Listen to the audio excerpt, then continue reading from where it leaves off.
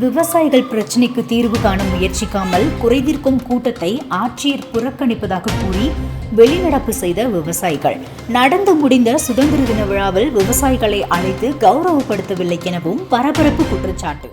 நமது நாட்டின் முதுகெலும்பாக உள்ளது விவசாயம்தான். உழுதுண்டு வாழ்வாரை வாழ்வார், மற்றெல்லாம் தொழுதுண்டு பின் செல்பவர் என திருவள்ளுவர் விவசாயம் மற்றும் விவசாயிகளின் முக்கியத்துவம் குறித்து கூறியிருக்கிறார்.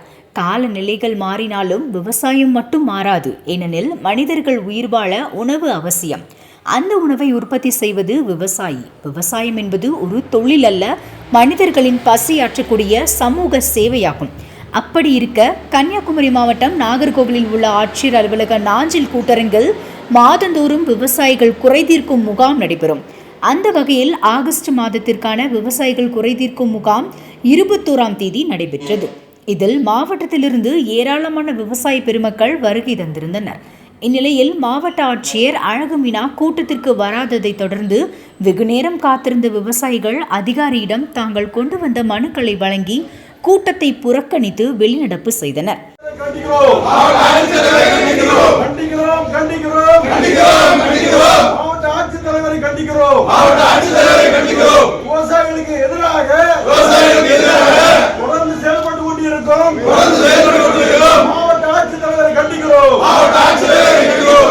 அரசியலமைப்பு சட்டப்படி ஒவ்வொரு மாவட்டத்திலும் அந்தந்த மாவட்ட ஆட்சித்தலைவர் அந்த மாவட்டத்தினுடைய அதிகாரிகளையும் விவசாயிகளையும் ஒருங்கிணைத்து மாவட்டத்தோறும் மாதந்தோறும் விவசாயிகள் குறை தீர்க்கும் கூட்டத்தை நடத்தி குறைகளை களைய வேண்டும் என்பது அடிப்படை விதி.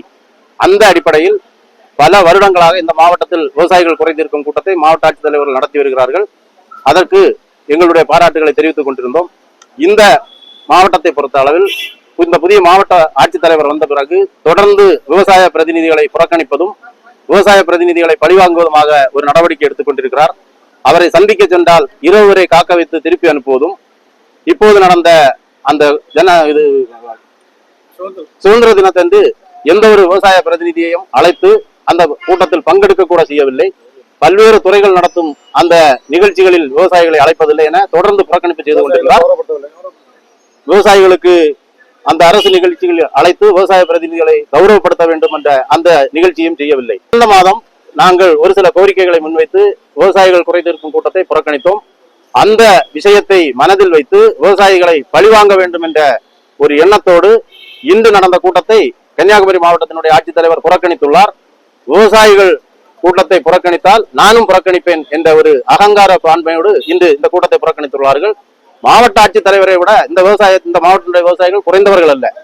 இந்நிலையில் தொடர்ந்து நடைபெற்ற கூட்டத்தில் மாவட்ட ஆட்சியர் தாமதமாக வந்து கலந்து கொண்டு மனுக்களை பெற்றார். தமிழ் மாற்றத்தின் ஆரம்பம்.